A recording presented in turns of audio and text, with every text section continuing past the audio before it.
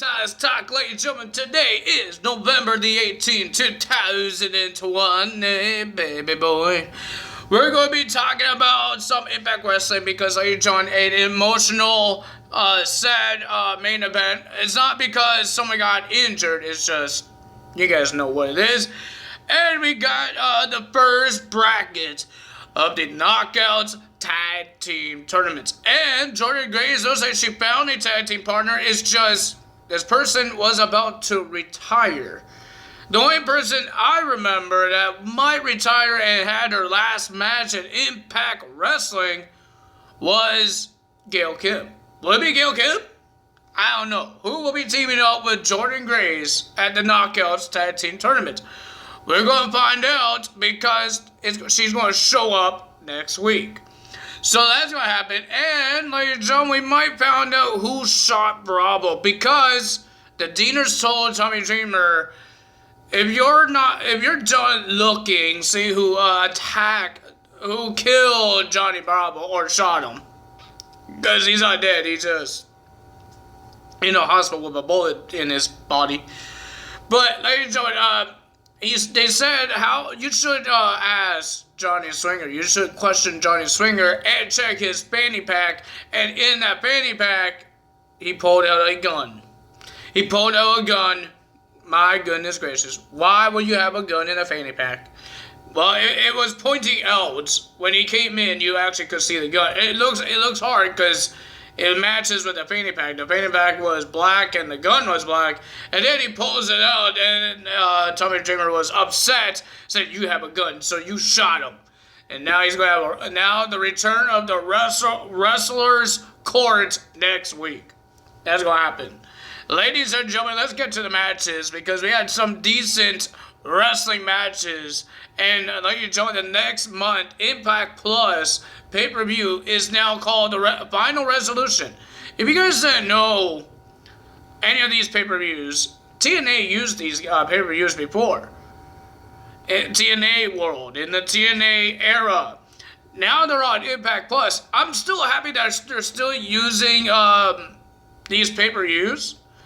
I know it's called Impact, Turning Point, Impact Wrestling, Final Resolution, but they're still using these pay-per-views since they're not TNA anymore. They're Impact Wrestling.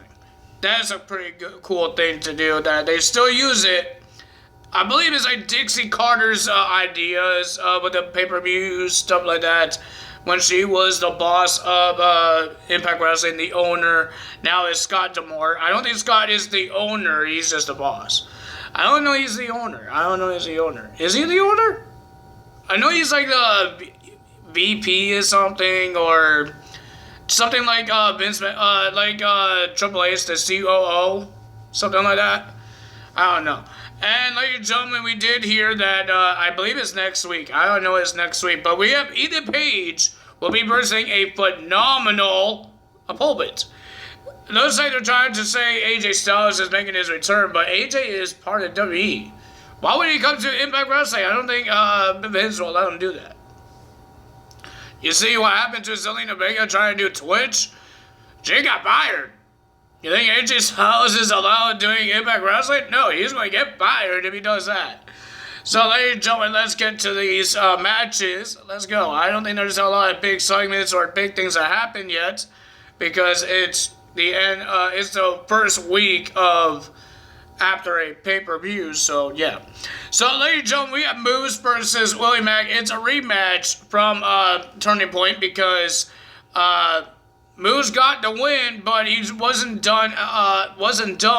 So he attacked Willie Mack after the match, and then the decision was reversed for Willie Mack to win by disqualification. So now it's a no disqualification match between Willie Mack and Moose. Pretty decent match, not bad, but the winner of that match was Moose. And he did attack him after the match, but no reverse because there's no disqualifications. So he did a good job there.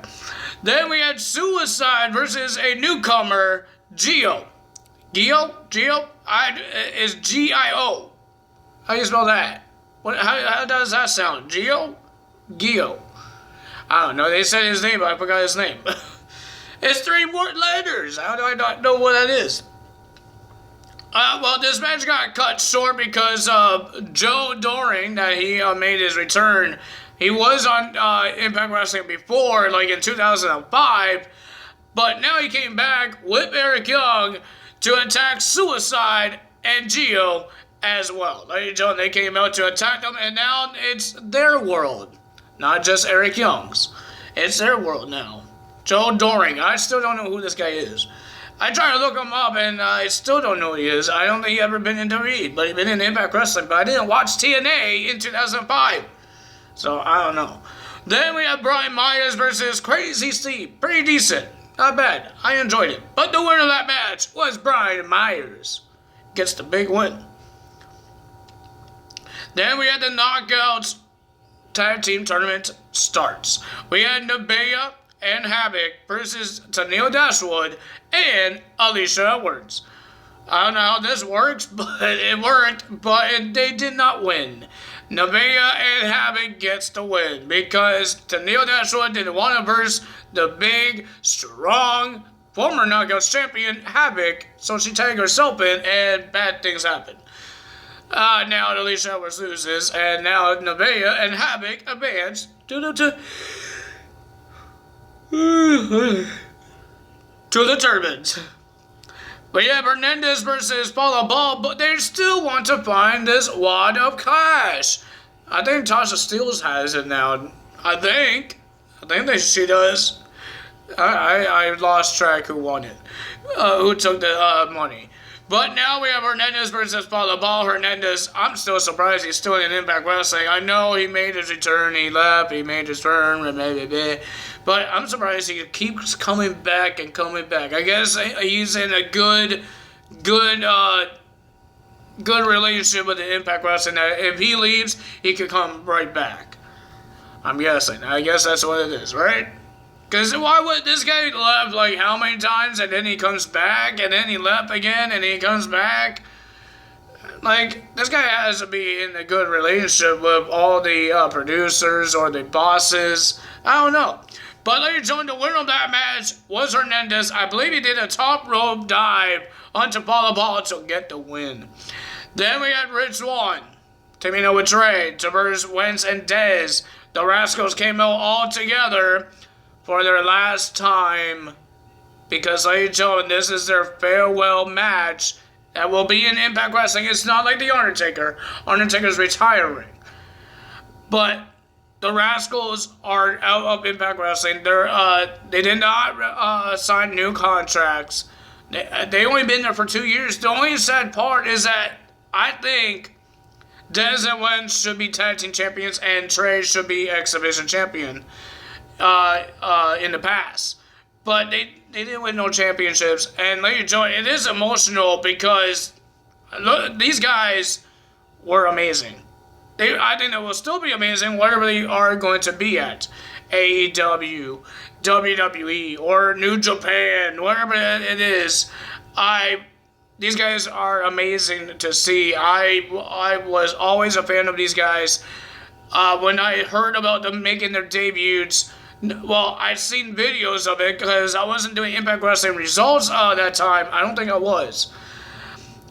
And I've seen a video of these guys and all the high flying. I love cruiserweights and I love tag teams, and they have it.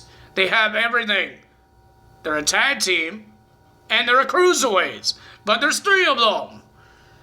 So I enjoy these guys. These guys are amazing. And they're amazing to watch. And ladies and gentlemen, this match was amazing as well. Teaming up with Rich Swann and Trey versus Dez and Wentz.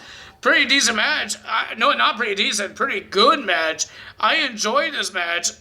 And ladies and gentlemen, but the winner of that match was Rich Swann and Trey after a super kick to Dez.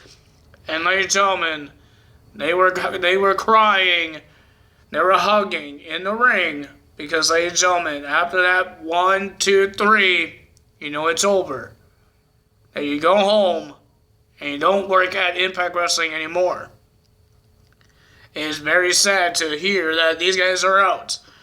They're gone. I even checked on the website. They're gone. It's not a storyline, guys. It's not a storyline. They're actually gone.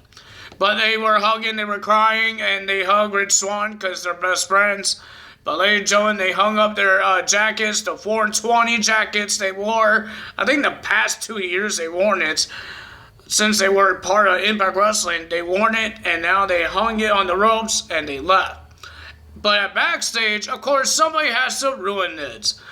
They were saying their last goodbyes to Rich Swann until Ken Shamrock and Sami Callihan attacks all 4 guys. And we heard earlier that Ken Shamrock gets a World Championship match against Rich Swann next week. And they made it more personal by attacking him. I don't think Ken Shamrock is going to win the World Championship. The guy does not deserve a world title. The guy is old. I'm sorry to say, but he's old. I didn't watch the Bound for Glory match. I don't know how good that was. But I will see how it is. Let's see how good Ken Shamrock is with a young, talented wrestler like Rich Swann. Let's see. But ladies and gentlemen, if you guys enjoyed this video, hit the like button, leave a comment below, hit that subscribe button, hit that notification bell, and I will see you guys tonight for NXT results.